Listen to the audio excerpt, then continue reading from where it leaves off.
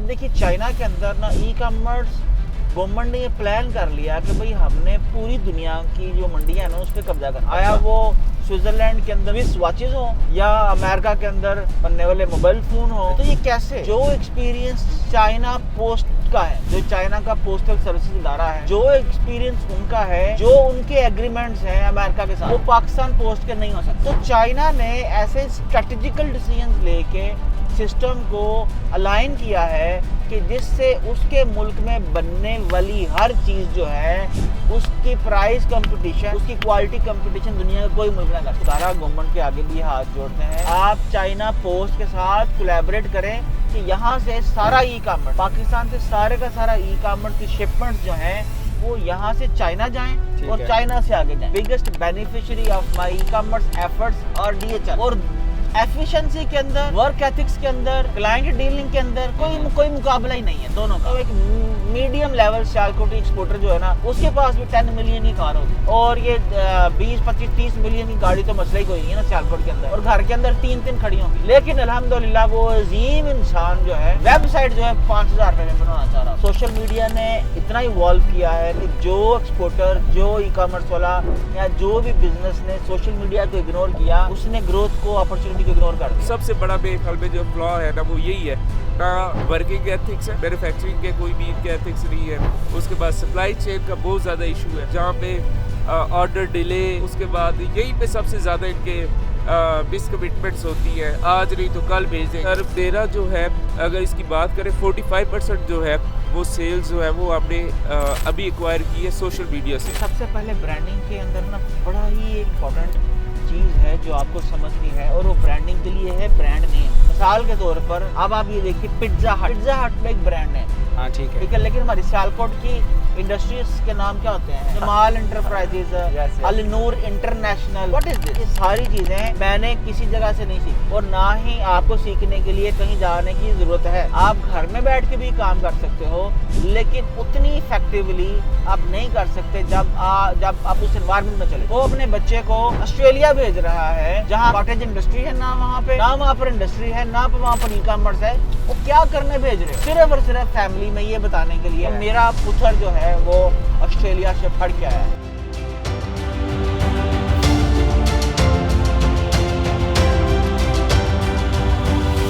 अस्सलामुअलैकुम everyone, welcome to कारकास्ट और मैं हूं आपका होस्ट वजाहत। और आज हमारी एपिसोड 2 है।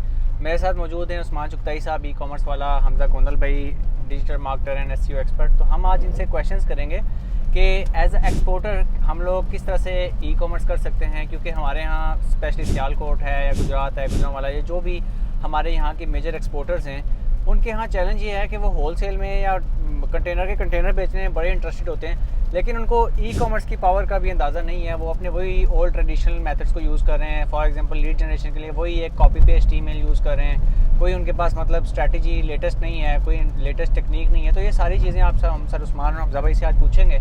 और आप में से जो लोग भी एक्सपोर्ट करते हैं या इस काम से वाबस्ता हैं या आपके पेरेंट्स वाबस्ता हैं, तो आप लोग ये काफ़ी वैल्यूएबल होने लगा ये आपके लिए सेशन। सर सबसे पहले तो मुझे ये बताएं कि जो लोग भी एक्सपोर्ट के काम के साथ मुंसलिक हैं, लाइक नस्ल दर नस्ल या उनके फादर थे, वो आजकल के दौर के अंदर लाइक जिस तरह से आप बहुत सारी चीज़ें आ गई हैं, आप भी अक्सर बात करते रहते हैं, बहुत से नए प्लेटफॉर्म्स आ गए, मंडियाँ आ गई हैं, लेट्स सपोज। तो सबसे पहला काम किसी भी एक्सपोर्टर को आजकल के दौर में मतलब क्या करना चाहिए जिससे वो अपनी एक्सपोर्ट को रिवोल्यूशनाइज़ कर सकता है, उसके अंदर कोई इनोवेशन ला सकता है, ताकि वो पुराने सारे तरीक़ों से हट के नए तरीके से जो है ना वो एक्सपोर्ट को करना स्टार्ट करें? हाँ जी वजी, बड़ा ज़बरदस्त क्वेश्चन है और मौसम भी बड़ा ज़बरदस्त है। हाँ जी, मेरा तो ख्याल ये है कि पहले तो उन्हें दुआ करनी चाहिए। अच्छा, क्या हाँ। दुआ करनी चाहिए? पहले उन्हें दुआ करनी चाहिए अपने लिए। असल के अंदर कोई मुल्क तब तक तरक्की नहीं कर सकता जब तक उस मुल्क की जो गवर्नमेंट है वो साथ नहीं देती उस मुल्क के एक्सपोर्टर्स का। ठीक है। आप देखिए चाइना के अंदर ना ई कॉमर्स गवर्नमेंट ने ये प्लान कर लिया कि भाई हमने पूरी दुनिया की जो मंडियां है ना उस पर कब्जा करना है। ठीक है, बिल्कुल कब्जा करना है। अच्छा, ठीक है, डोमिनेंट। डोमिनेंस और चीज होती है, कब्जा तो आप समझ लीजिए कि कांकर करना है। अच्छा, बाकी सारे मुल्क की जो इंडस्ट्रीज हैं उनको हमने खत्म कर देना है। आया अच्छा। वो स्विट्जरलैंड के अंदर स्विस वॉचेस हो, हाँ ठीक है, या अमेरिका के अंदर बनने वाले मोबाइल फोन हो, जापान में बनने वाली कार्स हो, या जो है आप समझ लीजिए, वेपन भी इवन, हाँ वेपन भी इवन, टायर्स भी इवन, जहाज भी even, you name it they have it. ठीक है जी। तो ये कैसे? कैसे? तो हाँ। ये देखिए, इसके लिए पहली शर्त ये है कि गवर्नमेंट जो है वो फैसला करती है कि भाई हमने अपने मुल्क को आगे लेके जाना है। ठीक है। हमारी गवर्नमेंट जो है अभी तक ये फैसला नहीं कर पाती, क्योंकि हमारी गवर्नमेंट जो है बस वो बेचारी आते हैं तो सर्वाइवल के चक्कर में लगे रहते हैं। ठीक है। तो पहली बात तो ये है कि गवर्नमेंट की दुआ करें हम लोग गवर्नमेंट के लिए कि गवर्नमेंट जो है मुसलसल से चलती रहे, ठीक है, ताकि वो ऐसी पॉलिसीज दे इस मुल्क को जिससे इस मुल्क का एक्सपोर्टर जो है वो फ़ायदा ले सके। सही सही। और क्या हो सकती है वो पॉलिसी फॉर एग्जांपल?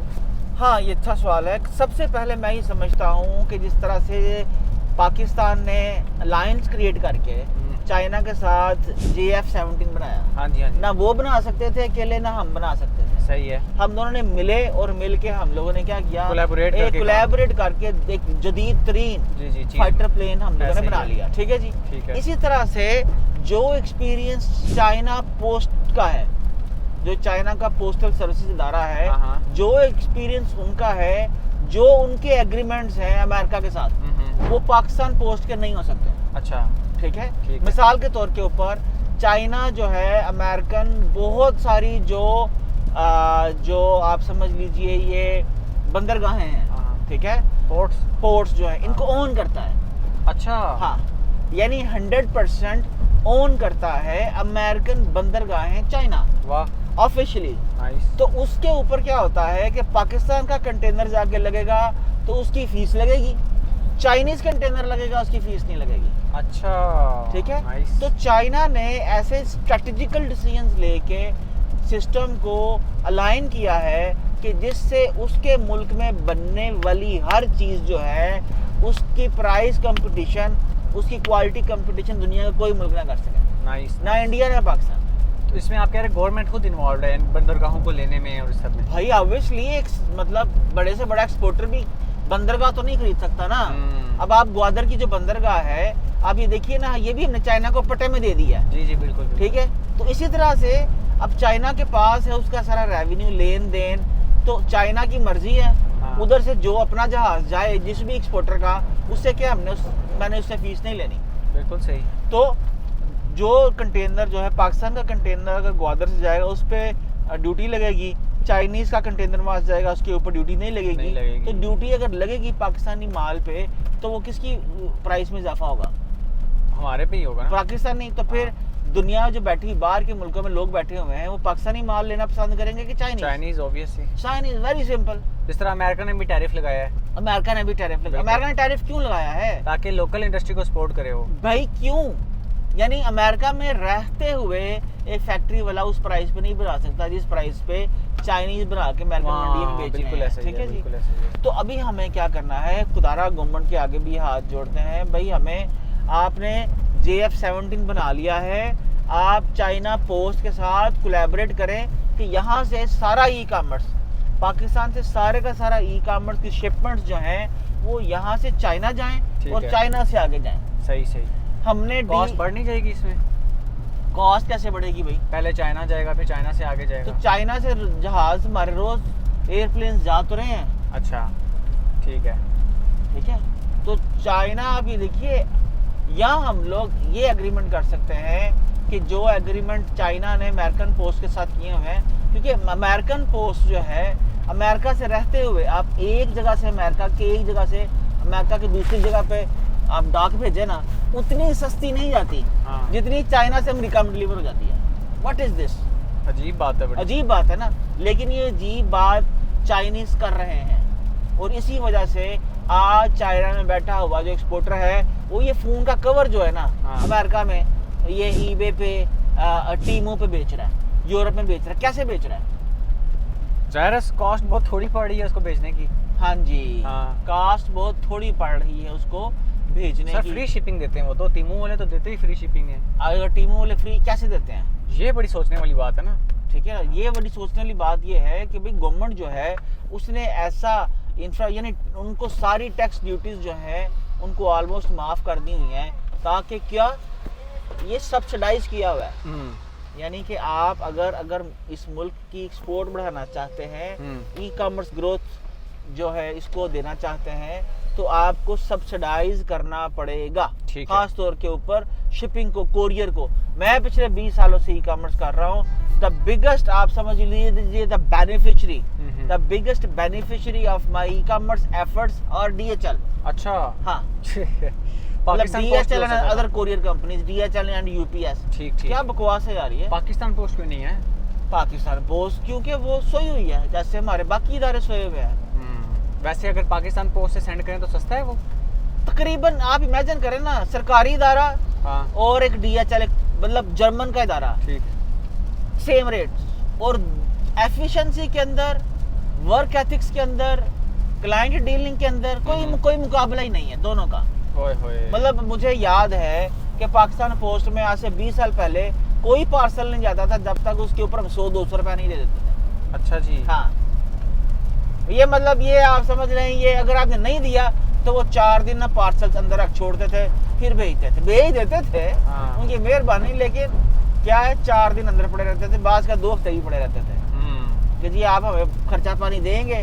तो ये जो खर्चा पानी है ना, यस, ये हमारी कौम को ये ऐसा नसूर है कि ये हर डिपार्टमेंट के अंदर ये खर्चा पानी घुस चुका है और लोग काम नहीं करना चाहते, वो सरकारी नौकरी करना चाहते हैं ताकि गवर्नमेंट के वो दामाद बन जाएं। अल्लाह तो खैर ऐसे ही है। अच्छा, ये तो बात होगी खैर हमारी गवर्नमेंट के हवाले से। अभी हम डायरेक्ट एक्सपोर्टर के ऊपर आते हैं कि अब वो अपने सर्कल में रहते हुए या अपनी कैपेसिटी में रहते हुए क्या क्या करे, मतलब कैसे अपनी आप क्या समझते हैं कि इन लेटेस्ट टूल को यूज़ करके वो अपनी एक्सपोर्ट कितने एक्स बढ़ा सकते हैं और वो कैसे बढ़ाए?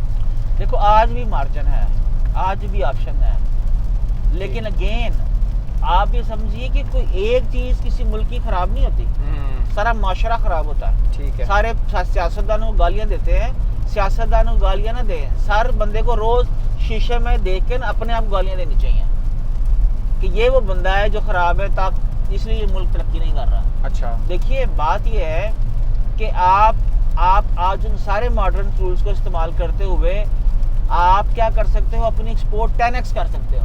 10x? लेकिन 10x, नाइस।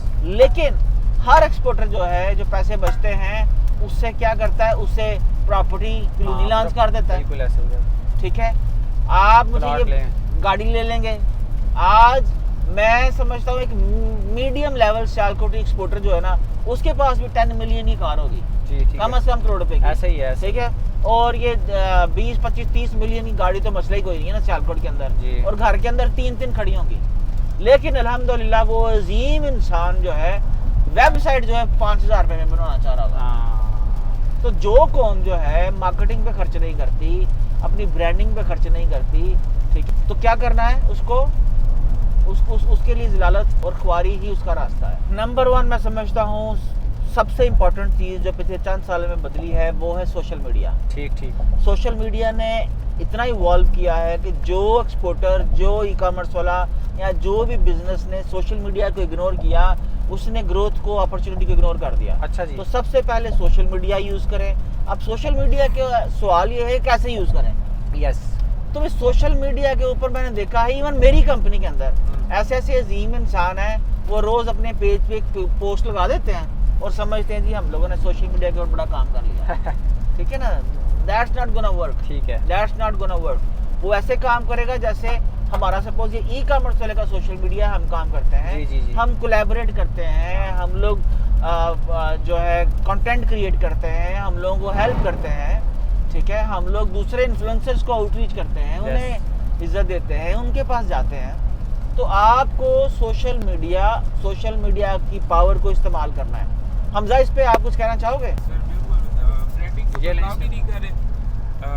हमारी जो सबसे बड़ी ज़्यादा जो अपॉर्चुनिटी मिस कर रहे हैं हमारे यहाँ के एक्सपोर्टर्स, वो ब्रांडिंग के ऊपर काम ही नहीं कर रहे। फर्स्ट ऑफ ऑल तो उनके वर्किंग एथिक्स नहीं ठीक कि उन्होंने मैन्युफैक्चरिंग अपनी किस तरह से करनी है। ठीक है, उसके बाद जैसे आपने आगे बताया है कि उन्हें ये नहीं पता कि हमने सप्लाई चेन जो है, इफेक्टिव सप्लाई चेन जो है वो किस तरह से बिल्ड करना है।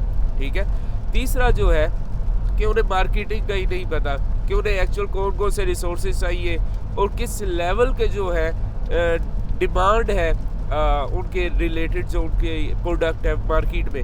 ना उनके पास सही बंदे हैं जो कि उनकी मार्केट कर सके, उनके ब्रांड की प्रेजेंस क्रिएट कर सके।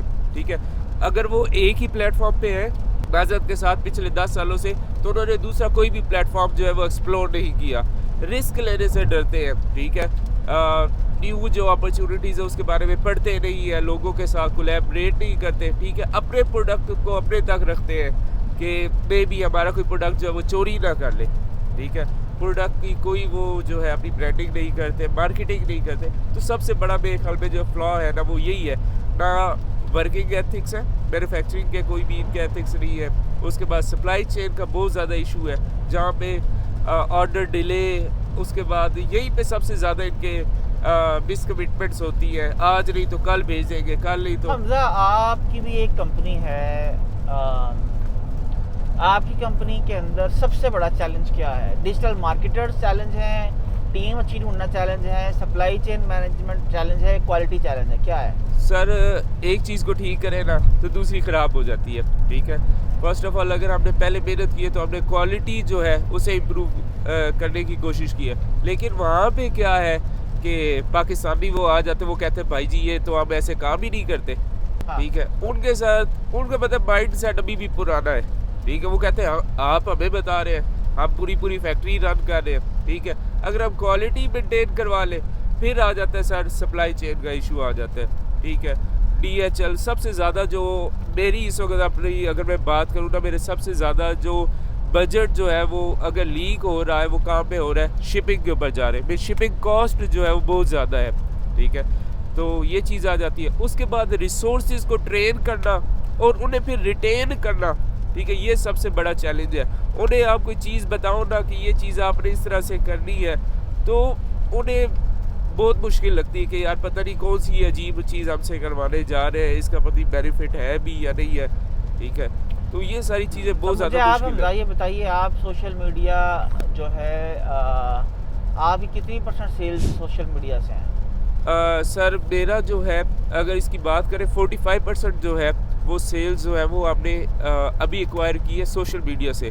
देखिए एक बहुत बड़ा जो है वो हमने पिछला जो सीज़न लगाया था, हमने उसमें अपना बहुत बड़ा जो मार्जिन है वो लॉस किया था, सिर्फ सोशल मीडिया के दूसरे प्लेटफॉर्म्स को एक्सप्लोर ना करके। लेकिन अब हम वो सारे प्लेटफॉर्म्स के ऊपर अपनी ऑर्गेनिक प्रेजेंस भी हमने रखी हुई है, उसके बाद हम पेड कैंपेन्स भी चला रहे हैं। तो उसकी वजह से अल्हम्दुलिल्लाह हमारे काफ़ी अच्छे रिजल्ट्स जो है। ब्रांड अवेयरनेस, सबसे बड़ी बात ये है कि सोशल मीडिया जो है वो आपकी ब्रांड अवेयरनेस के लिए सबसे बेस्ट टूल है, ठीक है, सबसे बेस्ट प्लेटफॉर्म है कि आपकी ब्रांडिंग होती है और उसकी बेसिस के ऊपर आपके कस्टमर आप रिटेन कर सकते हैं। मैं कल ही देख रहा था सर, अपने स्टैट्स देख रहा था, मेरा हर अब जो दूसरे आने वाला ऑर्डर है वो मेरा रिपीटेड कस्टमर है, हर सेकंड ऑर्डर, हर सेकंड ऑर्डर, ठीक है। सिर्फ इस वजह से अगर आप अभी भी मेरा ब्रांड सर्च करेंगे तो मेरे ब्रांड की अब सर्चेज है वो है तकरीबन 1100 सर्चेज जो है, पहले वो सर्चेज 400 थी, अब वो सर्चेज जो है वो 1100 तक जो है वो यूएसए में सिर्फ जो है वो यूएसए में पहुंच गई है। कमाल कर दिया वो किस वजह से कि हमने मल्टीपल प्लेटफॉर्म्स के ऊपर काम किया। आगे हमने पिछले सीजन में यार मुझे भी थोड़ा सा क्रेडिट दे दो जिसने इतना अच्छा नाम लेके दिया सर। मैं अभी वो टर्म नहीं यूज करना चाहता कि हमें पता है ना मैं कितना जो है वो डंडा में चढ़ा रहा है, ठीक है। तो इस वजह से कि सिर्फ इस वजह से है कि हमने मल्टीपल प्लेटफॉर्म्स को यूज़ किया है, ठीक है। कभी कभी हमारे से भी वो चूक हो जाती थी, लेकिन हमने इन चीज़ों को लर्न किया है। सर अब आप बताएं थोड़ा सा कि हमजा की सेल में आपका भी एक लीडी किरदार है, तो कौन सी ऐसी क्योंकि जो स्टार्टअप है वो तो 2 साल से भी बना पड़ा है, ठीक है, सेल नहीं आ रही थी, तो ऐसा क्या आपने किया, मतलब स्ट्रेटेजिकली बताना, ठीक है, डंडे के अलावा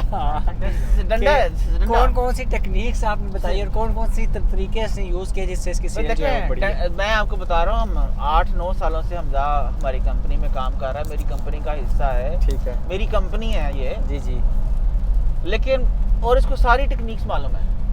हाँ जी बिल्कुल, ये तो ऐसा मतलब मैं ये समझता हूँ कि डंडे से बड़ी टेक्निक और स्ट्रेटेजी कोई नहीं, ठीक है।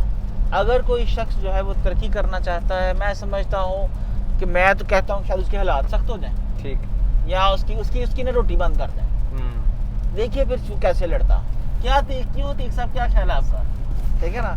तो मेरे ख्याल से अब मैंने ये सोचा है कि कंपनी के अंदर जिसकी मैं ग्रोथ चाहता हूँ ना, सीरियस ग्रोथ, उसकी मैं रोटी बंद कर दूँ, ठीक, तो बजाय हो गया तो है फोर्थ ना हो। नहीं फोर्थ नहीं होता। इंसान बड़ी, इंसान के अंदर लचक है, बड़ी कैपेसिटी है इंसान के अंदर। ठीक तो तो मैं सर आप ये बताएं ना कि क्या क्या तरीके करने चाहिए सेल लाने के लिए। अब एक्सपोर्टर्स की बात करें, हम तो रिटेल में बात चली गई ना सारी। स्टार्टअप आया एक्सपोर्टर है, आया देखो एक ही फार्मूला है अजान, जो एनवायरनमेंट क्रिएट करना जहाँ पे ऐसे लोगों के साथ कनेक्ट होना, ठीक है। और एक हमारी कंपनी में जो सबसे इस वक्त हमने अगर ग्रोथ देखी है वो सिर्फ इस वजह से है कि हमने पिछले साल से अगर कंपेयर करें तो इस साल हमने ज़्यादा स्टार्टअप से लिए, ठीक है। वो क्यों? क्योंकि हमने पिछला पूरा साल जो है अपनी जितनी हमारी मीटिंग्स होती थी, हमारी जितनी गैदरिंग्स होती थी, वो सिर्फ इस वजह से होती थी कि हमने न्यू स्टार्टअप्स कैसे लेने हैं। वो हमने इन्वायरमेंट बिल्ड किया, ठीक है। और अल्हम्दुलिल्लाह इस वक्त हमारे इस साल सर हमने 16 के करीब जो है ना वो हमने स्टार्टअप से लिए, ठीक है। लोकल मिला के उसके बाद इंटरनेशनल, ये सारा सिर्फ भाई किस वजह से 32 है। मैं समझ रहा था 20-22 कंपनीज हम चला रहे हैं, 32 कंपनीज हम लोग चला रहे हैं जी। My God. वो सिर्फ किस वजह से कि हमने इन्वायरमेंट बिल्ड किया। तो इन्वायरमेंट इस तरह से बिल्ड करना होगा पाकिस्तान गवर्नमेंट लेवल पे भी और गवर्नमेंट यार, गवर्नमेंट भी कुछ कर रही है। देखिए उनके अपने मसाइल हैं। जैसे हमारी कंपनी तरक्की नहीं करती है ना, क्यों नहीं करती? कि हमारे पास लोग अवेलेबल नहीं है, रिसोर्सेज आपको अच्छा डिजिटल मार्केटर अवेलेबल नहीं है, चैट चलाने वाला अवेलेबल नहीं है, अच्छा सोशल मीडिया मैनेज करने वाला अवेलेबल नहीं है। यस। अच्छा सर ये तो बताएं, गवर्नमेंट कहाँ से बंदे ले आए? चाइना से इंपोर्ट करे क्या? अच्छा एक बात तो सर होगी ब्रांडिंग की ना, कि आपने क्या एक्सपोर्टर्स अपने ब्रांड को प्रॉपर उसकी ब्रांडिंग करें, ठीक है। आप थोड़ा सा डीप डाउन बताएंगे ब्रांडिंग के अंदर क्या करें? फॉर एग्जांपल ब्रांडिंग को थोड़ा सा आसान अल्फाज में बताएं मुझे। देखें सबसे पहले ब्रांडिंग के अंदर ना बड़ा ही एक इम्पोर्टेंट चीज़ है जो आपको समझनी है, और वो ब्रांडिंग के लिए है ब्रांड नेम। Brand name? हाँ। अच्छा लाइक व्हाट? मिसाल के तौर पर अब आप ये देखिए पिज्ज़ा हट। हाँ जी। पिज्ज़ा हट एक ब्रांड नेम है। हाँ ठीक है। ठीक है, लेकिन हमारी सियालकोट की इंडस्ट्रीज के नाम क्या होते हैं? Enterprises, Jamal Enterprise, Naseer Enterprises, Jamal Enterprises, Yes, yes. Alnoor International, हाँ। ठीक है जी, शगुफ्ता सिस्टर्स, ठीक है, नसीर ब्रदर्स, हाँ जी, 7 स्टार्स। मैं समझ गया हूँ व्हाट इज दिस? सर। उनके हिसाब अलहाज से ठीक है, इंडस्ट्रीज। उनके हिसाब से तो ठीक है ना। नहीं ठीक ना, मतलब माइक, जॉन, शान, माइकल, अरबी, what they have to do with like Alhaj enterprises? Yes, ये दे तो have nothing to do with that. तो आपको जो ब्रांड नेम है, खुदारा ब्रांड नेम आपका वो होना चाहिए है कि जिस मंडी के अंदर आप वो ब्रांड लॉन्च करो, वहाँ के लोगों के लिए उसको प्रोनाउंस करना आसान हो, उसको मेमोराइज करना आसान हो, और वो एक यूनिक आप समझ लीजिए एक टर्म हो। मिसाल के तौर पर अब मित्सुबिशी है ना, हाँ जी। अब हम लोग यहाँ पर भी मित्सुबिशी जो है एक कबीले का नाम है, तो यूनिक है, डिफरेंट है। हमारे यहाँ पर क्या है, ठीक है, मदीना जनरल स्टोर, जी जी, Madina enterprises, yes, Madina wholesale. अब एवरीवन इज कंफ्यूज कि ये कौन सा वाला मदीना है, ठीक है। तो आपका जो ब्रांड नेम है, नंबर 1 वो यूनिक होना चाहिए, सही। नंबर 2 वो शॉर्ट होना चाहिए, सही। नंबर 2 वो इजीली जो है मेमोरेबल होना चाहिए, नंबर 3 इजीली वो उसकी स्पेलिंग जो है वो कंफ्यूजन नहीं होने चाहिए, ठीक है। शॉर्ट हो, मतलब शॉर्ट होना चाहिए। मतलब मैं लेदर बेचता हूँ ना, आप मुझे सजेस्ट कर दें मेरा क्या होना? मिसाल के तौर पर हमारा एक ब्रांड है लैप्रॉन, ठीक है, ठीक है ना। अब लैप्रॉन, it makes no sense, right? It makes no sense, but that's a brand name. नहीं तो इसका तो आप वैसे ही रख दे चिंगी मिंगी। हाँ तो रख लो। अच्छा, तो इससे हाँ। फिर बेहतर है इंटरप्राइजेज। एंटरप्राइजेज किसी गोरी कंपनी के साथ देखा एंटरप्राइजेज लगा हुआ है? नहीं, माइक्रोसॉफ्ट कॉर्पोरेशन है। कॉर्पोरेशन। माइक्रोसॉफ्ट ने कभी साथ लिखा कॉर्पोरेशन? नहीं। माइक्रोसॉफ्ट, एवरीवन सेज वो तो डॉक्यूमेंट्स में कॉर्पोरेशन साथ में। बस, हाँ। ठीक है। अब हम लोगों ने, लेकिन माइक्रोसॉफ्ट की जो वेबसाइट है वो माइक्रोसॉफ्ट कॉर्पोरेशन नहीं, वो क्या है? Microsoft.com। Microsoft.com। हमारी वेबसाइट क्या होती है, ठीक है जी? अलहाज enterprises.com.pk, ठीक है। तो that's not a brandable name. इसका नुकसान कस्टमर साइड से क्या होगा? कस्टमर को ढूंढना ही मुश्किल होगा भाई। अच्छा, वो गूगल पे सर्च करेगा तो नहीं मिलेगा भाई आप मेरी बात सुनिए, मिसाल के तौर पर हमारा एक ब्रांड है फैशन किल्ट। हाँ, अब फैशन किल्ट हम बेचते थे, हमने साथ फैशन लगाया, फैशन किल्ट कर लिया। ओके। अब आप ये देखो कि क्या है कि हम लोगों ने एक नीश के अंदर, माइक्रो नीश जो किल्ट है उसके अंदर फैशन लगा के लोगों को बता दिया कि अगर आपको फैशन किल्ट में फैशन चाहिए ना तो you can come on fashionkilt.com। अच्छा, 1.6 की उसकी अपनी सर्चेज अब होगी। ठीक है ना, ब्रांड की अपनी सर्चेज हैं और उसके अलावा ऑर्गेनिक सर्चेज हैं, किसी को नाम से ही पता चल रहा है कि यार इसके अंदर किल्ट आ रही, किल्ट बेचने वाली कंपनी, और फैशन शो कर रहा है कि मॉडर्न, ठीक है, कंटेम्प्रेरी।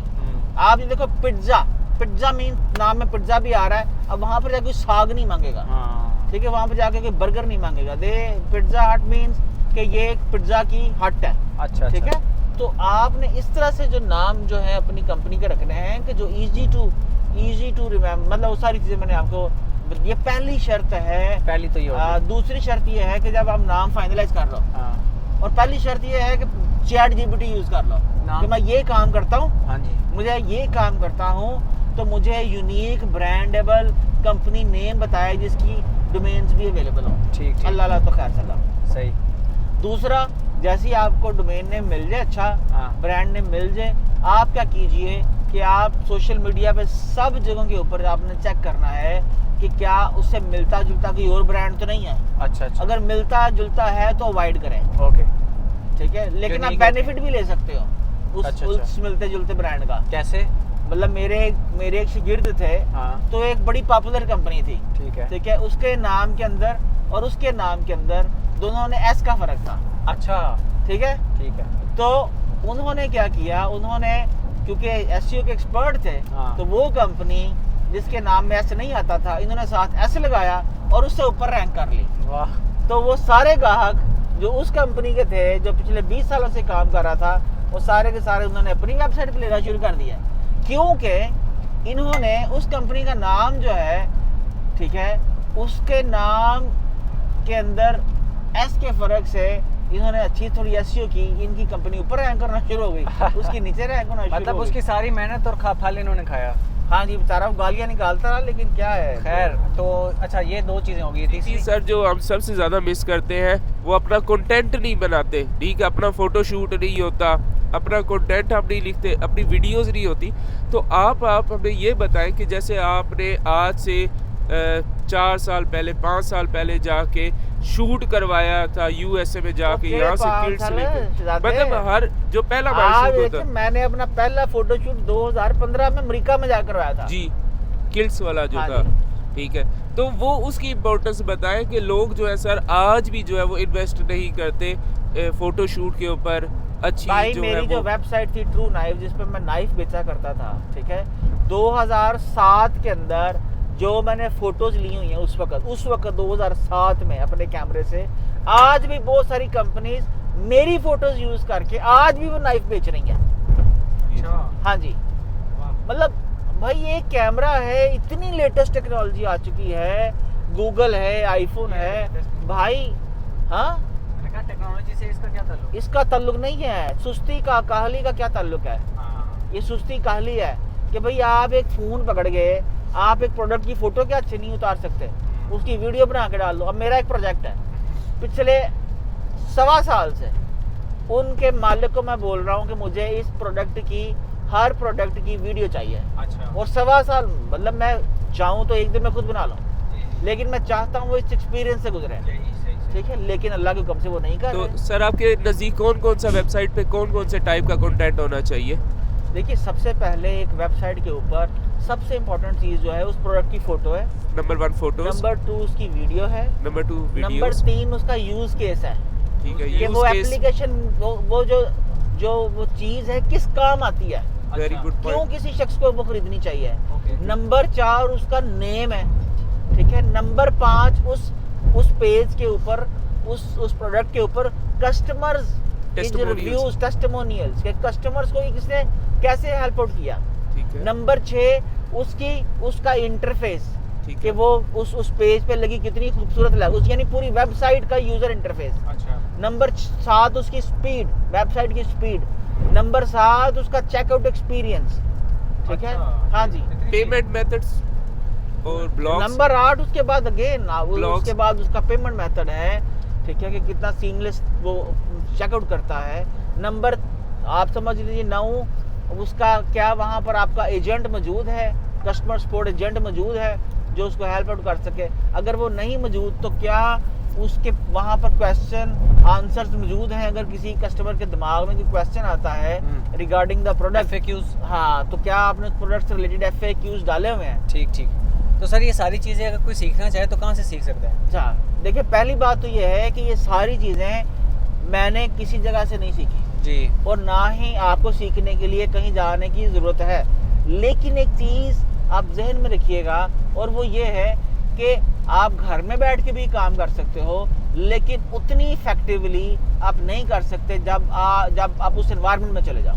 मतलब घर के अंदर मैं बैठ के वर्क काम करता हूँ ना, हाँ। लेकिन कभी बेगम साहिबा, कभी अम्मा, कभी बच्चे, ठीक है, कोई ना कोई एंगेजमेंट किए रखेंगे जी। आप ऑफिस में आ जाइए, वहाँ पर एवरीवन इज वर्किंग। जी जी। तो आपकी जो वर्क स्पीड है, जी, ठीक है, प्रोडक्टिविटी जो है वो बहुत बेहतर हो जाती है। अच्छा।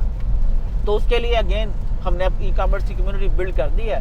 लोग आएँ, ज्वाइन करें, एक दूसरे से सीखें। तो अगर आप जो है ये कम्युनिटी हमारी ज्वाइन करना चाहते हैं तो helpout.com/community पे जाएं और जो ई कॉमर्स कम्युनिटी है उसको आप परचेज़ करें, क्योंकि ई कॉमर्स ब्रांड या एक्सपोर्टर्स के लिए वो एक डेडिकेटेड कम्युनिटी है। वहाँ पे सारे सर्कल्स ही ई कॉमर्स ब्रांड और ई कॉमर्स बिजनेस से रेलेवेंट है। सो वहाँ पे जाके साइन अप करें और उसके अंदर आके अपने क्वेश्चंस भी करें। उस्मान साहब के लेक्चर्स वहाँ पे देखें, एक्सक्लूसिव कंटेंट वहाँ पे आपको मिलेगा ताकि आप लोग प्रॉपर्ली अपने बिजनेसेस को, अपनी एक्सपोर्ट्स को ऑप्टिमाइज़ कर सकें। सर नेक्स्ट क्वेश्चन मेरा आपकी तरफ आता हूँ कि जो एक्सपोर्टर्स हैं उनको, जिस तरह अभी आपने खुद भी बात की कि मुझे ह्यूमन रिसोर्स का बड़ा चैलेंज रहता है, मेरे इतने प्रोजेक्ट्स हैं, इतने बिजनेसेस हैं, लेकिन बंदे कहाँ से लाऊं? इवन गवर्नमेंट के पास भी बंदे नहीं होते कि वो काम करवाए प्रॉपर्ली।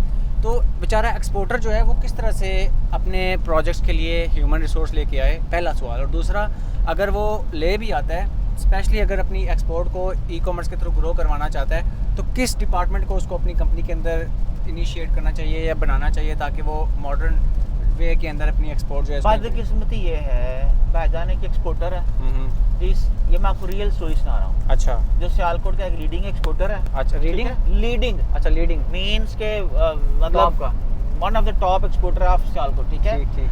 वो दुनिया के 3 मुल्कों के अंदर एक्सपोर्ट कर रहा है। ओके। 100 से ज्यादा बंदे उसकी फैक्ट्री में काम करते हैं। अच्छा। ठीक है। और उनका एक दिन मुझे फोन आया और कहते हैं, यार उस्मान कितने में? मैंने कहा हाँ जी, क्या हुआ? तेरा पत्रिया जरा ना ऑस्ट्रेलिया जा रहा है। ऑस्ट्रेलिया क्या करने जा रहा है? ऑस्ट्रेलिया पढ़न। मीन्स कि वो बंदा जो सियालकोट के अंदर 100 से ज्यादा लोगों की कंपनी चला रहा है, 3 मुल्कों में एक्सपोर्ट कर रहा है, वो अपने बेटे को नहीं सिखा रहा कि इस फैक्ट्री को सीखो, ये कैसे चल रही है। वो अपने बच्चे को ऑस्ट्रेलिया भेज रहा है, जहाँ का ना कल्चर है, कॉटेज इंडस्ट्री है ना वहाँ पे, ना वहाँ पर इंडस्ट्री है, ना वहाँ पर ई कॉमर्स है। वो क्या करने भेज रहे हो? सिर्फ और सिर्फ फैमिली में ये बताने के लिए कि मेरा पुत्र जो है वो ऑस्ट्रेलिया से पढ़ के आया है। ओ भाई, ये क्या बदकिस्मती है। एक और मेरे दोस्त हैं, मैं उनके नाम नहीं ले सकता, उन्हें समझ आ जाएगी। जनाब, उन्होंने बड़े फख्र से फेसबुक पे लगाया कि मेरा बेटा जो है लंदन में ऑक्सफोर्ड में जा रहा है। अच्छा। और ऑक्सफोर्ड में जाके वहां से सीखेगा बिजनेस। ठीक है। और वो उनकी फैमिली जो है सियालकोट की फाउंडिंग आप समझ लीजिए फैमिलीज में से है, जिसने सर्जिकल की बुनियाद रखी। अच्छा। सियालकोट में डेंटल की बुनियाद रखी। यानी कि सियालकोट के अंदर अगर कोई शख्स सर्जिकल डेंटल कर रहा है तो उसने वो या तो उनके दादा से काम सीखा होगा, ठीक है, या उनके अब्बा से काम सीखा होगा, या उनके ताया चाचा से काम सीखा होगा। और देखिए, पूरे शहर की किस्मत चंद बुजुर्गों ने बदल दी। और उनके अब्बा फैक्ट्री में आज भी खड़े होकर काम करते हैं, तो अपने बच्चे को अपने दादे के पास भेजने की बजाय, ठीक है, वो लंदन के अंदर वो थके प्रोफेसरों के पास भेज दिया, जो 30 साल पुराना जो है नॉलेज दे रहे हैं, जिन्हें पता ही कुछ नहीं है कि सियालकोट की जो डेंटल सर्जिकल की इंडस्ट्री है, इसकी क्या रिक्वायरमेंट्स हैं, ये कैसे हम काम कर रहे हैं। मतलब केस स्टडी ये है कि उस कंपनी ने जर्मनी के अंदर एक बहुत बड़ी कंपनी थी सर्जिकल की, डेंटल की, उस कंपनी को खत्म कर दिया। अच्छा। यहाँ से पाकिस्तान से बैठ के जर्मनी के अंदर कंपनी खोली, और वो कंपनी जो है उस कंपनी को जो जर्मन थे उनको अपना काम बंद करने पे मजबूर कर दिया। ठीक है। इतने कम प्राइस पे सेल की। लेकिन उन्होंने अपने बच्चे को 4 साल प्रोग्राम जो है उसको बिजनेस में वहां पर डाल दिया, जो मैं समझता हूँ आउटडेटेड। भाई, आज आपने, मैं पढ़ाई के बिल्कुल खिलाफ नहीं हूँ, आप पढ़ना है तो 4 साल डिग्री मत कराइए, आप ऑक्सफोर्ड में भेजिए, आप कैम्ब्रिज में भेजिए, आप हार्वर्ड में भेजिए, सही से। लेकिन स्पेसिफिक कोर्सेज करवाइए। ओके 2 माह का कोर्स, मतलब- 3 माह का कोर्स और वेरी स्पेसिफिक डिजिटल मार्केटिंग का कोर्स, ई कॉमर्स का कोर्स, बिजनेस डेवलपमेंट का कोर्स, ह्यूमन रिसोर्स मैनेजमेंट का कोर्स। ठीक है। ये जो 4 साल डिग्री प्रोग्राम है ना, ये that's very outdated thing okay इस इंफॉर्मेशन एज के दौर के अंदर। Okay now you can ask anything from chat GPT. आपको जरूरत ही नहीं है किसी किस्म की डिग्री करने की। ये तब की जरूरत थी जब चैट जीपीटी नहीं था। ओके तो सर ह्यूमन रिसोर्स की बात हो रही थी कि ह्यूमन रिसोर्स का क्या करेगा एक्सपोर्टर? दुआई करेगा। अच्छा। देखिए हमारे पास भी तो ये चैलेंज था, तो हमने क्या किया, हमने ग्रेजुएट हायर करने बंद कर दिया। हाँ ठीक है, हमारे लिए सबसे ज़्यादा मुश्किल काम ये था कि लोग मतलब जितनी पढ़े लिखे आते थे, पढ़े लिखे नहीं, जितनी हाई डिग्री उतना डग दिमाग।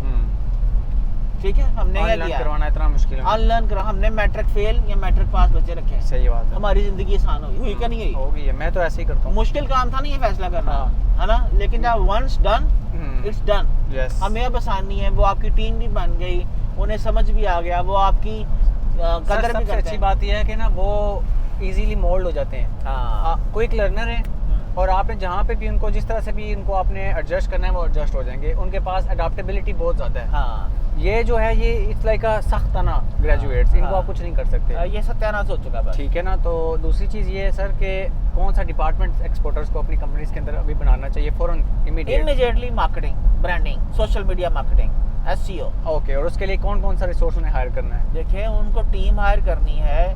मैं ये समझता हूँ बिल्कुल सदका समझ के, जैसे हम लोग बहुत से लोगों को कंपनी में रख लेते हैं ना, जी जी। कोई हमारा कंपनी के लिए वो कोई काम नहीं कर रहे होते हैं, लेकिन we are paying them. Yes yes. मैं उनको सदका समझ के देता हूँ, ठीक है।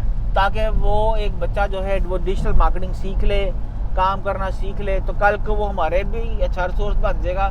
हमारे पास नहीं तो बाहर किसी और कंपनी के लिए जाके अच्छा काम कर जी, लेगा। बहुत बार होता है ऐसे। बहुत दफ़ा ऐसे बच्चे हुए हैं हमारे पास, हमसे सीखा है और जाके बाद में आज 2-2, 3-3 लाख रुपए तनख्वाह ले रहे हैं। Yes yes yes exactly. ठीक है। अच्छा सर, इसके अलावा जो लोग बल्क में काम कर रहे हैं, होलसेल में काम कर रहे हैं, वो किन मार्केट प्लेसेस के ऊपर अपने प्रोडक्ट्स? देखिए मार्केट प्लेसेस के ऊपर तो हर मार्केट प्लेस पे आपकी एग्जिस्टेंस होनी चाहिए, लेकिन अगर आपने इम्पोर्टर पकड़ना है, ठीक है, उस बंदे को पकड़ना है जिसको आप ज़्यादा से ज़्यादा माल बेच सको, तो आपने क्या करना है भाई, आपने उन जगहों के ऊपर पहुंचना है जहां से लोग तलाश कर रहे हैं, और उसकी पहली सर्च ये है गूगल एड्स। Google ads. हाँ, कोई फुटबॉल मैन्युफैक्चरर ढूंढ रहा है, हाँ तो हमारी किसी सियालकोट के किसी बंदे की कोई ऐड नहीं चल रही, हाँ। वहीं के वहीं है, ईमेलें कर रहे हैं, मेले लगा रहे हैं, लेकिन मेले क्या है मतलब? ये जो पूरी दुनिया के अंदर एग्जीबिशंस लगती है ना, अच्छा, इसको मेला कहते हैं? एक इसको मेला बोलते हैं, तो इस मेले लगाते हैं और उसके ऊपर जाके मिलियंस लगा देते हैं, उफ। लेकिन एड्स के ऊपर मिलियंस नहीं लगाएंगे। स्टॉल लगाते हैं जाके। हाँ बस। ठीक है, तो गूगल एड्स कह रहे हैं आप बेसिकली उनको? भाई Google ads, yes Google ads use करें, इन्फ्लुएंसर्स का यूज़ करें। सर, एक्सपोर्टर्स के लिए काम लेने के लिए सबसे effective way of lead generation क्या है? देखिए सबसे इफेक्टिव लीड जनरेशन जो है आज भी ईमेल मार्केटिंग हाँ। और गूगल एड्स है। Google ads. हाँ, नाइस नाइस। देखिए गूगल एड्स आप, लेकिन उस सब के लिए आप ज़रूरी ये है कि आपकी वेबसाइट जो है ना, आपकी वेबसाइट बड़ी अच्छी बनी है। ठीक, कोई सैंपल वेबसाइट का नाम ले लें जो कि आप कहें कि एक्सपोर्टर्स आप एटलीस्ट ऐसे ही कर लो ना अपनी वेबसाइट, तो you are good to go. Alibaba? नहीं, अलीबाबा तो देखिए बहुत बड़ी वेबसाइट है। मेरे एक दोस्त है उमर साहब ना, हाँ ये जो एक्सपोर्ट लेफ्ट ओवर वाले हैं, हाँ ठीक हाँ है? हाँ। उस बंदे ने उमर कम अफ्ताब। हाँ, उस बंदे ने कमाल कर दिया। पाकिस्तान के अंदर रोज के, मुझे शायद बता रहे थे कि 25,000 या 30,000 रोज के ओए होए। ऑर्डर डिस्पैच करते हैं वो। ओए होए। Local e commerce. हाँ जी भाईजान, वेरी 25 से नाइस। 30,000 रोज के, ओए होए। मजाक नहीं है। क्या वॉल्यूम होगा उन्होंने? क्या वॉल्यूम होगा। तो वही बात है, आप लीड जनरेशन की बता रहे थे ना? हाँ, नहीं तो लीड जनरेशन जो है मैं ही समझता हूँ कि सर पाकिस्तान में तो सिनेरियो ही डिफरेंट है ना, सोशल मीडिया एड्स की भरमार है यहाँ पे। मतलब आपकी वेबसाइट बेशक थर्ड क्लास भी हो ना, यहाँ पे सोशल मीडिया पे आप ऐड चला के सेल्स ले लेते हैं लोग। लेकिन अब आपने अमेरिका में से ऑर्डर लेना है, वो भी बल्क में होलसेल में ऑर्डर लेना है, आपने पूरा कंटेनर भेजना है, उस केस में थोड़ा सा ऑप्टिमाइज़ कैसे करनी चीज़ों को, ये बताएं। देखिए सबसे पहले तो गेन आपको वेबसाइट पे इन्वेस्टमेंट करनी पड़ेगी। ठीक, कितनी इन्वेस्टमेंट? ज़्यादा इन्वेस्टमेंट नहीं है, कोई इन्वेस्टमेंट, आपके टाइम की इन्वेस्टमेंट चाहिए। ऑलराइट, वो आप- आपने जो 7-8 फैक्टर्स पीछे बताए हैं अभी सारे, हम लोगों ने, मैंने तुम्हें बात बताया, हम लोगों ने अपने एक ब्रांड की फोटोग्राफी करने के लिए कोटेशन ली आपने? यस यस ठीक है। यस, कितनी कोटेशन है, कितने प्रोडक्ट्स थी? 8 प्रोडक्ट थी और 1.6 मिलियन की इनवॉइस 1.6 मिलियन की इनवॉइस थी, Yes. 16 लाख रुपए की। यस। एक प्रोडक्ट के कितने पैसे बने? एक प्रोडक्ट के हाँ। तकरीबन 2 लाख। 2.5 लाख रुपया तकरीबन, ठीक है। 2 से 2.5 लाख। हाँ, क्यों भाई? क्योंकि सर पाकिस्तानी मार्केट है, यहाँ पे जो जितना मर्जी चार्ज कर ले, कोई स्टैंडर्ड तो एसओपी ना नहीं है। चार्ज करो, आप अपना कैमरा पकड़ो आज जी तो खुद ही फोटो सर, हमने खींच लो। किया तो है, आपको तो याद फिर हो। मैं एक जनरल बता रहा हूँ, एक्सपोर्टर तो नहीं ना खींच सकता क्यों वो। नहीं कह सकता? अच्छा। एक्सपोर्टर ने ये जो ये कैमरा रखा हुआ है, फोन 3 कैमरों वाला आईफोन। ये क्यों रखा हुआ है? दिखाने के लिए, शोशा मारने के लिए। ये देखो मेरे हाथ में आईफोन है, अच्छा, नहीं इसलिए तो नहीं होगा, कॉल से। इसीलिए ये रखा होता है। अच्छा अच्छा। हाँ, कि लोगों को पता चले कि मेरे पास आईफोन है। सर, क्यों? मेरा ख्याल क्यों है- हमजा? जी सर, बिल्कुल ऐसे ही है। एक्सपोर्टर का काम ही नहीं है सर कि वो खुद तस्वीर ले। अब एज एक फैक्टर भी है ना उसका। क्या रिसोर्सेज के ऊपर स्पेंडिंग करें। नहीं भाई, आप अगर नहीं हायर कर सकते, नहीं पैसा खर्चना चाहते तो फिर खुद खींच लो, नहीं तो आप हायर कर लो। investment करना चाह रहे हैं, ठीक है, और ये क्या चाह रहे थे आप वर्किंग भी करें, तो ये पॉसिबिलिटी। देखिए मसला ये है कि आप अगर आप खर्चा करना भी चाहें ना, मैं खर्चा करना चाह रहा था ना, यस करना चाहते, लेकिन इतना ही ओवर प्राइस्ड। मतलब उसका दिमाग ठीक नहीं है। चमड़ी- 50,000 रुपए की वो नौकरी कर रहा है, यस यस यस। है महीने की, हाँ। और ये एक दिन का काम है। मीन्स के वो उसकी दिन की तनख्वाह कितनी थी? 1,500 रुपया है। तो 1,500 रुपया जो जिस पे वो काम करता रहा है वजी साहब, वो उस 1,500 रुपए की बजाय वो मांग रहा है उस एक दिन का 16 लाख रुपया। हाँ जी, क्यों? कोई सेंस नहीं बनती। हाँ, जूता लगाना चाहिए ना, हाँ। क्योंकि हमने ये समझ रखा है कि जो रिस्क आना है ना वो मिल जाना है, इसलिए जो मर्जी हो। नहीं सर, 16 लाख की कुंडी फेंकी है ना। हाँ। आप उसके बाद कहते हैं कि जी हम बैठ के बातचीत कर लेते हैं, इस पे नेगोशिएट कर लेंगे। मतलब वही पठान स्टाइल ना, कि जी डबल ट्रिपल प्राइस बता दो, फिर आस्ता आस्ता नेगोशिएट, जहाँ पे कुंडी फंस गई ना वहाँ नहीं, पे आपने उसको बोला था कि पहले तुम्हारे एक दिन की प्राइस, ये पूछना था कितने दिनों का काम है ये। अच्छा, नहीं वो क्या था, ये लगेगा वो लगेगा, नहीं, 3-4 दिन लग जाएंगे। तो 4 दिन लग जाएंगे। ओके। हाँ। उन्होंने कहा जी तुम 1,500 रुपए में पर डे काम करते रहे हो। मैं नहीं ये नहीं, आपको बताना जरूरी है समझ। ठीक है, मैं बता दूंगा। तो भाई 1,500 रुपया आपकी पर डे आपकी वैल्यू है। हाँ। तो 4 दिनों के हिसाब से आपकी कितनी होगी? 6,000 रुपया। चले 12,000 रुपया ले लें, कर लो आप। 20 ले लें, ओके। 30 ले लें, ठीक है। 50 ले लें, और भाई ये 16 लाख रुपए की कौन सी सेंस है? उसके अंदर मॉडल भी है, उसके अंदर फिर मेकअप आर्टिस्ट भी है, प्रोडक्शन उसके अंदर है, सेट्स हैं। भाई सेट हमारा, हाँ मॉडल भी हमारा, ठीक है। कैमरे भी हमारे, हाँ जी, उसने क्या करना है? बस मेकअप आर्टिस्ट ही बच जाता है पीछे, मेकअप मैं कर दूंगा यार। और आर्ट डायरेक्टर भी आर्ट डायरेक्टर है। आर्ट डायरेक्टर, उसमें क्या आर्ट है भाई? आर्ट डायरेक्टर सर आपको पूरा मूड बोर्ड बना के देता है, जो काम आप 2 सेकंड में चैट जीपीटी से करवा सकते हैं। हाँ। असल में हमारी इंडस्ट्री के ये आउटडेटेड वही तरीके कार है ना सर, सारे इनोवेशन नहीं आई, वक्त के साथ अडॉप्ट नहीं किया। खैर, बैक टू एक्सपोर्टर्स। तो आई होप आज की हमारी डिस्कशन काफ़ी आपको प्रोडक्टिव लगी होगी। हमजा भाई, ऐसा कोई क्वेश्चन जो ऐड रह गया हो आप ऐड करना चाहें? देखा फिर हमने सारे जो है वो चीजें, बहुत से एस्पेक्ट्स हमने डिस्कस कर लिए हैं, मेरा ख्याल है काफ़ी कुछ मार्केटिंग भी हमने डिस्कस कर ली है। एक साहब रहते हैं हमारे पास, अतीक साहब हैं। हाँ, अतीक साहब आप आइए जरा कैमरे के अंदर। आप कोई क्वेश्चन इस हवाले से? आप मुझे ये बताइए, कोरियर जो कंपनीज हैं बहुत ज़्यादा चार्ज करती हैं, वहाँ पर हर जो पार्सल जाता है उसके पहले केजी का रेट और है, दूसरे का और है, तीसरे का और है, ठीक है। तो हम लोग क्या करते हैं, हम लोग यहाँ से बल्क शिपमेंट जो है अमेरिका भिजवाते हैं, और वहाँ से हमारे आगे से USPS के ज़रिए वो अमेरिका में डिस्पैच हो जाती है, ठीक है जी। तो आपने ये सोचा कि ये सर्विस जो है आप पाकिस्तान और सियालकोट के लोगों को दे दें, जी बिल्कुल। ठीक है जी। तो आपको क्या नज़र आता है, किससे कोई आप सियालकोट की इंडस्ट्री या सियालकोट के लोगों की, एक्सपोर्टर्स की कोई हेल्प कर सकते हैं कि उन्हें थोड़ा सा, गवर्नमेंट तो नहीं हो सकते हम लोग, लेकिन कुछ उन्हें आप समझ लीजिए एक रिलैक्सेशन दे दें? जी बिल्कुल, हम ना सिर्फ सियालकोट के एक्सपोर्टर्स के लिए बल्कि पूरे पाकिस्तान के एक्सपोर्टर्स के लिए हम उनके लिए ये आसानी पैदा कर सकते हैं कि वहाँ पे USA में जो एक्सपोर्ट कर रहे हैं उनके वहाँ पे जो शिपिंग के मसाइल हैं, उनके वहाँ पे जो लॉजिस्टिक्स के हैं, उनके वेयर हाउसिंग के हैं, उनको हम इंशाल्लाह जो है वो इसमें यार facilitate कर इंशाल्लाह जो है ना, काम करने के बाद बोला करें अतीक भाई, इंशाल्लाह जो है ना, मुझे वो जब काम करने से पहले बोलते हैं ना हम लोग, तो खैर अच्छा, इसका सर एक्सपोर्टर से क्या लेना देना? क्या ये जो आप देखिए, एक्सपोर्टर्स ने जब इवन एक्सपोर्टर्स ने सैम्पल्स भेजना होता है, सैम्पलिंग करनी होती है, वो 6 सैम्पल्स मुख्तलिफ लोगों को भेजते हैं, तो हर सैम्पल जो है उसकी डिफरेंट मतलब उसको कोरियर को पहले केजी का आप समझ लीजिए उसको 3,000 या शायद नहीं, पहले केजी का शायद उसको 8-10 हज़ार देना पड़ता है। ओए होए होए।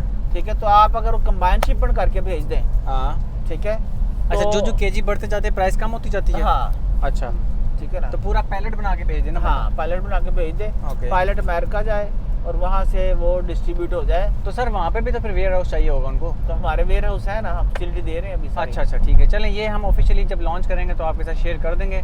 अभी के लिए इतना ही। आई होप आपको ये डिस्कशन काफ़ी प्रोडक्टिव लगी होगी और और मौसम बड़ा सुहाना है, मुझे वो एंजॉय करना है। हाँ, और सर को मौसम एंजॉय करने देते हैं। बहरहाल थैंक यू सो मच। हमारी इस एपिसोड पे नीचे आप कमेंट्स में बता सकते हैं कि आपका कोई क्वेश्चन रह गया हो, हम उसको इंक्लूड करेंगे और अपना फीडबैक ज़रूर दीजिएगा कि ये सीरीज़ आपको कैसी लग रही है।